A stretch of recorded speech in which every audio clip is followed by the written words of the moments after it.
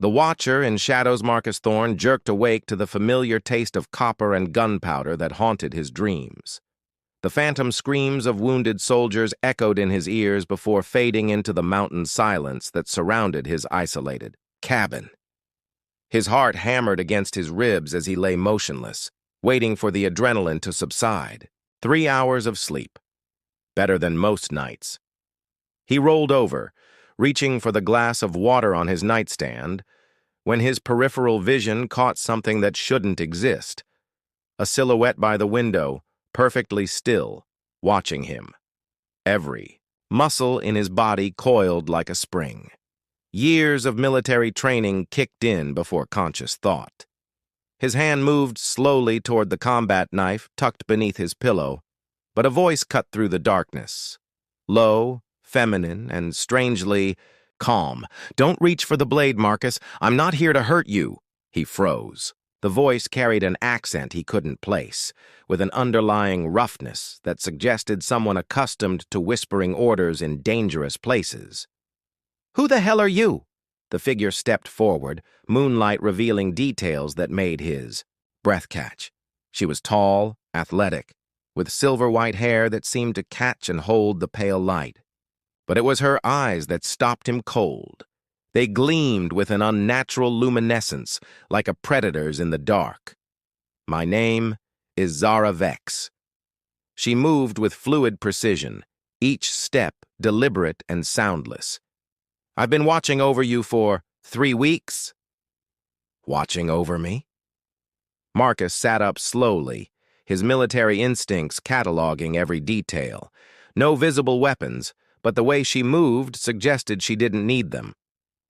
"You mean stalking?" A ghost of a smile crossed her lips.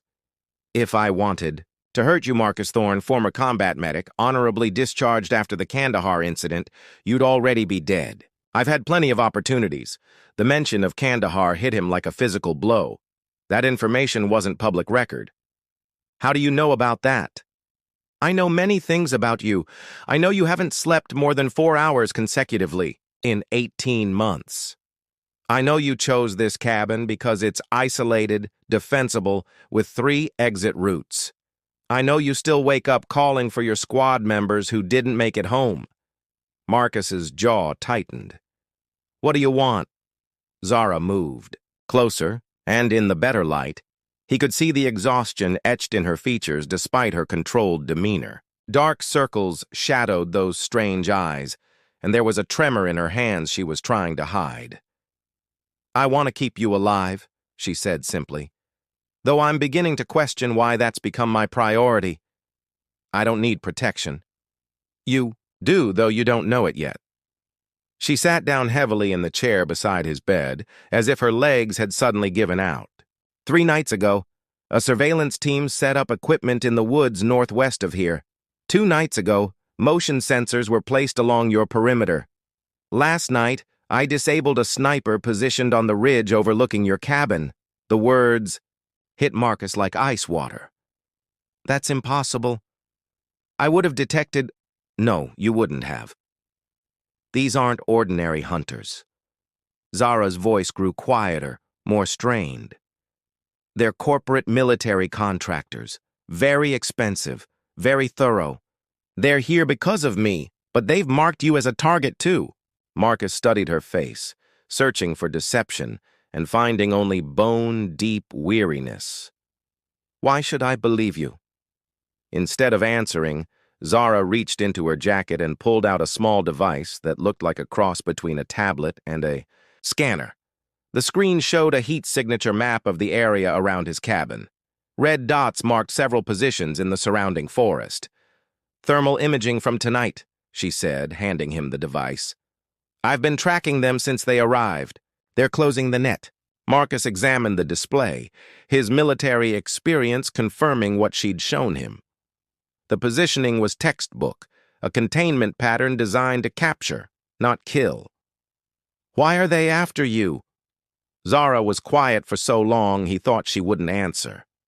When she finally spoke, her voice was barely above a whisper. "Because I'm their property, and I escaped." "Property?" She rolled up her sleeve, revealing her forearm. In the moonlight, Marcus could see what looked like circuitry running beneath. Her skin, thin silver lines that pulsed with a faint blue light. I'm what happens when military biotech companies decide that regular soldiers aren't efficient enough. Marcus had heard rumors of such programs during his service, whispered stories of enhanced soldiers, genetic modifications, combat capabilities that bordered on science fiction. He'd always assumed they were myths. They did this to you? They made me faster, stronger, gave me enhanced senses and healing capabilities? But there was a cost. Zara's eyes met his, and he saw something raw and vulnerable beneath the controlled exterior. They took away my choice, my freedom, my humanity. I became their weapon. So you ran. I ran. But they don't let investments like me just walk away. She gestured to her arm, where the circuitry patterns seemed to be pulsing irregularly. These enhancements come with a biological cost. Without regular maintenance and chemical balancing, my system will eventually shut down.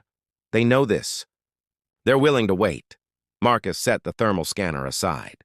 That still doesn't explain why they're targeting me. Zara hesitated, then reached out and touched his hand. Her fingers were surprisingly warm, and the moment they made contact, something strange happened. The constant tension that lived in, his shoulders eased, and for the first time in months, the phantom pain from his old injuries faded. Your brain chemistry, she said softly. The trauma you experienced, the way it changed your neural patterns, it creates a field that stabilizes. My enhancements. I don't fully understand the science, but being near you helps regulate my system. Marcus stared at her. You're saying my PTSD is somehow keeping you alive? In a way, yes. I was drawn here because of the energy signature you emit. I planned to observe, maybe approach you eventually, but then they arrived.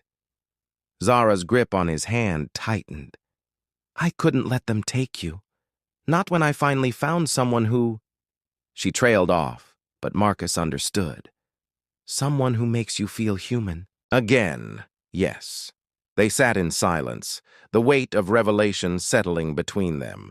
Marcus found himself studying this woman who claimed to be his protector, noting the way she continuously scanned the room, how she positioned herself between him and the window, the barely concealed pain in her posture. How long do we have? He asked finally. Until dawn, maybe less. They're moving into final position. Zara stood, and Marcus could see the effort it cost her. I need you to pack light and fast, only essentials. Where are we going? Away from here. I know places they can't track us, but we have to move now. She paused, looking back at him with those luminous eyes. I'm sorry, Marcus. I never wanted to drag you into this. Marcus climbed out of bed, his mind already shifting into tactical mode. You didn't drag me anywhere. I'm choosing to trust you. Why? He pulled on his boots, then looked at her directly. Because, for the first time in 18 months, I can think clearly. Whatever you are, whatever they did to you, you're not lying about helping me. He grabbed his go-bag from the closet, already packed from habits he'd never been able to shake. Besides, I'm tired of running from ghosts. Maybe it's time to run towards something real. Zara's expression softened for just a moment, showing him a glimpse of the person she might have been before they made her into a weapon. Thank you. Don't thank me yet, Marcus said, checking his sidearm.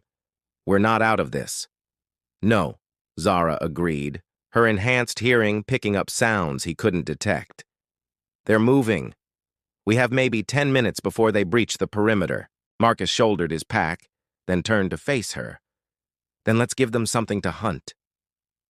As they prepared to slip into the night, Marcus realized that for the first time since Kandahar, he wasn't running from his demons. He was running with someone who understood what it meant to be hunted, to be changed by forces beyond their control, to find unexpected salvation in the most unlikely places. The hunt was about to begin, but for once, Marcus Thorne wasn't facing it alone. The bond of necessity. The abandoned mining facility crouched against the mountainside like a metal parasite, its rusted skeleton barely visible through the pre-dawn mist. Marcus followed Zara through a gap in the chain-link fence, his boots crunching on broken glass and decades-old debris. They'd been moving for 6 hours, taking a circuitous route through terrain that would challenge even experienced trackers. "How much further?" Marcus whispered, noting how Zara's steps had become increasingly unsteady over the last hour. "Inside," she managed, her voice tight with pain. "There's a medical bay in the lower levels. Might still have equipment I can use." They descended into the facility's bowels, Marcus using a small tactical flashlight to navigate the corroded walkways. The air grew colder as they went deeper, carrying the metallic taste of rust and something else. Ozone, like the aftermath of lightning strikes. In what had once been a supervisor's office, Zara finally collapsed against a desk, her breathing labored. In the harsh LED light, Marcus could see the circuitry beneath her skin flickering erratically, some lines dark, while others pulsed with an angry red glow. "The enhancements are failing," she said, rolling up both sleeves to reveal the full extent of the biotech integration. Silver threads ran from her wrists to her shoulders, branching like electronic veins throughout her circulatory system. "Without proper chemical balancing, my body starts rejecting the modifications." Marcus knelt beside her, his medical training taking over despite the alien nature of what he was seeing. "What kind of pain are we talking about?" "Imagine every nerve ending being electrocuted while your blood turns to acid," Zara said through gritted teeth. "The first stage is neurological disruption, then organ failure, then death." "How long?" "At this rate, maybe 12 hours before permanent damage sets in." Marcus studied the biocircuitry, noting how it seemed to interface directly with her major blood vessels and nerve clusters. "What kind of chemical balancing do you need?" "Synthetic neurotransmitter cocktails, cellular regeneration accelerants, and neural stabilizers." Zara's laugh was bitter. "Nothing you can pick up at a pharmacy." But something they would have had here. Marcus gestured around the facility. This place was a front, corporate research site disguised as a mining operation. They were developing early versions of what they eventually did to me. Zara struggled to her feet, leaning heavily on the desk. "If we can find their medical storage..." A distant sound echoed through the facility, the unmistakable whir of helicopter rotors approaching. Zara's head snapped up, her enhanced hearing providing details Marcus couldn't detect. "2 aircraft, heavy transport class. They found us faster than I expected." Marcus checked his weapon, then moved to the window. Through the grime-covered glass, he could see searchlights sweeping the mountainside. "How many personnel?" "Minimum 12. Probably more. And they'll have someone with them who knows my weaknesses." Zara's expression grew grim. "Dr. Nina Cross. She designed my enhancements. She'll have countermeasures." "Then we find what you need and get out before they breach the facility." Zara shook her head. "Marcus, I can barely walk. My combat effectiveness is maybe 30% and dropping. You should leave me and..." "Not happening." Marcus's voice carried the authority of someone accustomed to making life-or-death decisions under pressure. "I didn't survive Kandahar by abandoning people who needed help." Something shifted in Zara's expression. Surprise, gratitude, and something deeper. "Why are you doing this? You barely know me." Marcus was quiet for a moment, considering his answer. "Because for the first time since I came home, I feel like I have a purpose again. Because someone needs me to be more than just a broken soldier hiding in the woods." He met her luminous eyes. "And because you've been protecting me when you didn't have to." Zara reached out, her hand finding his. The moment their skin touched, Marcus felt that same strange, calming effect. But this time, he also sensed something else. Her pain, like an electric current running beneath her skin and, underneath that, a deep well of loneliness that matched his own. "The neural link works both ways," she said softly. "I can feel your trauma, but you can sense my condition too. That's why the stabilization effect is so strong. I can feel how much you're hurting." Marcus's grip tightened on her hand. "We're going to fix this." They made their way deeper into the facility, following emergency lighting strips that still functioned after all these years. The medical bay was located 3 levels down, behind a door marked with biohazard warnings in multiple languages. Inside, Marcus found equipment that looked like it belonged in a science fiction movie. Cylindrical chambers filled with nutrient, gel scanning devices that hummed with power, and wall-mounted dispensers for what appeared to be various chemical compounds. "Some of this stuff is still active," he said, examining a diagnostic scanner that responded to his touch.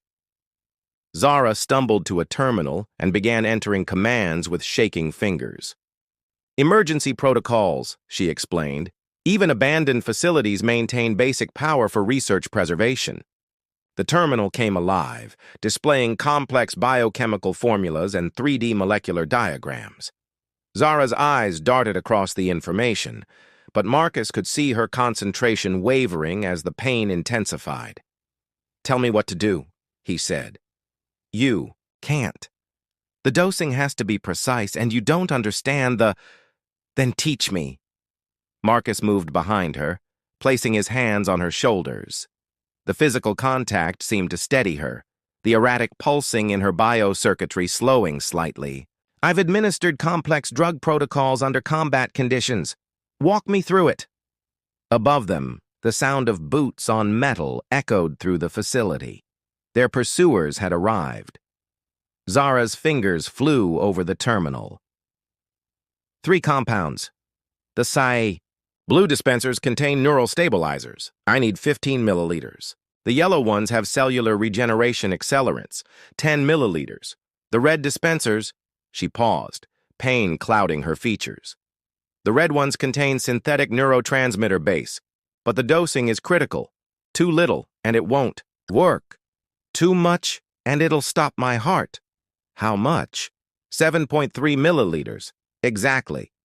Marcus moved to the dispensers, drawing the required amounts into separate syringes with steady hands. "Administration order?" "Blue first, then yellow, then red. Intravenous, directly into the biocircuit access point at my wrist." Zara extended her arm, revealing a small port where the silver circuitry came close to the surface. The sounds of their hunters grew closer. Marcus could hear commands being shouted, the systematic clearing of rooms above them. "This is going to hurt, isn't it?" he asked, positioning the first syringe. "Everything hurts right now. This might actually help." Marcus administered the first injection. Zara's back arched as the chemical hit her system, but some of the red glow in her circuitry began to fade. The second injection caused her to grip the edge of the table until her knuckles went white, but her breathing became more regular. "Last one," Marcus said, preparing the red syringe. "You sure about the dosage?" "I'm sure. Do it." The final injection hit Zara's system like lightning. For a moment, every circuit in her body flared brilliant blue, then settled into a steady, healthy pulse. Color returned to her face, and when she looked at Marcus, her eyes were clear and focused for the first time since they'd entered the facility. "How do you feel?" "Like myself again."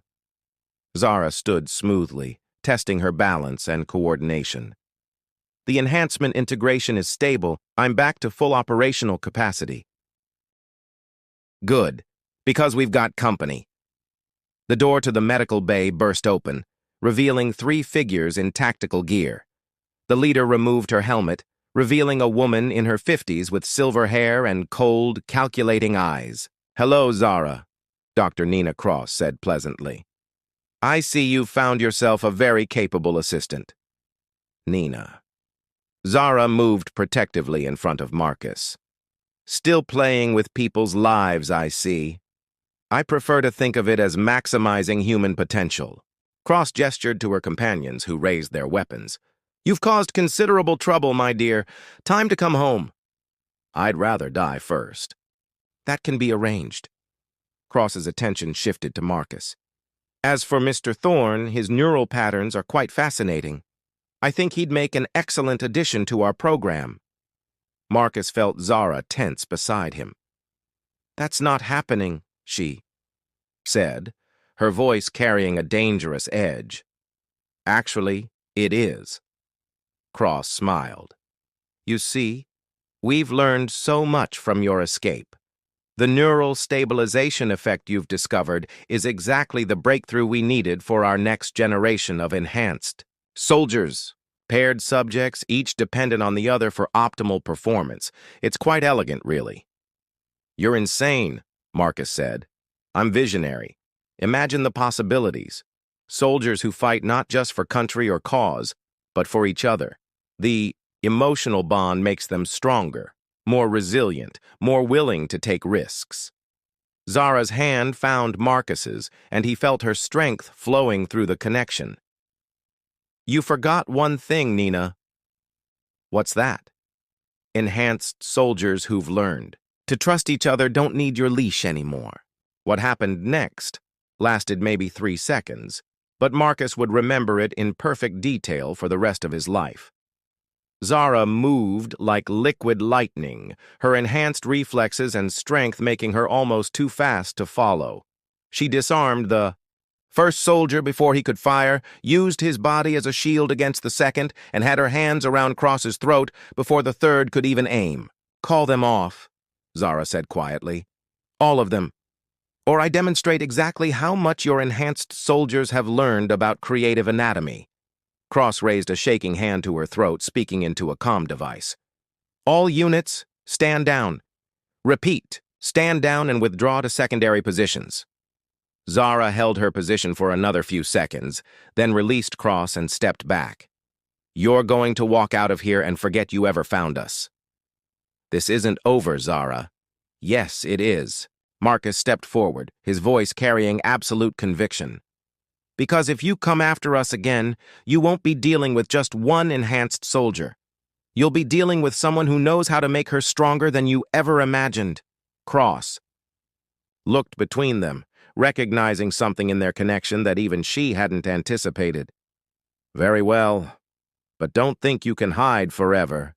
After Cross and her team withdrew, Marcus and Zara stood in the abandoned medical bay, listening to the sound of helicopters departing. "Is it really over?" Marcus asked. "For now. Cross won't give up completely, but she'll need time to regroup, develop new strategies." Zara turned to face him. "The question is, what do we do now?" Marcus considered this. He thought about his empty cabin, his isolated existence, the years he'd spent running from his own memories. Then he looked at this remarkable woman who'd risked everything to protect him, who'd shown him that his scars could be strength instead of weakness. "Now we disappear," he said. "Find somewhere they can't follow. Build something new. Together? Together. You said it yourself. Paired subjects who trust each other don't need anyone's leash." Zara smiled, the first truly genuine expression he'd seen from her. "I like the sound of that." As they left the facility behind, walking into a dawn that painted the mountains in shades of gold and crimson, Marcus realized that sometimes salvation came from the most unexpected places. He'd spent so long believing his trauma had broken him, never realizing it might be exactly what someone else needed to heal. Behind them, the abandoned facility fell silent once more, keeping its secrets buried in rust and shadows. Ahead lay uncertainty. But for the first time in years, uncertainty felt like possibility rather than threat. They were no longer hunter and hunted, protector and protected. They were something new, two people who'd found in each other not just survival, but the chance to become whole again.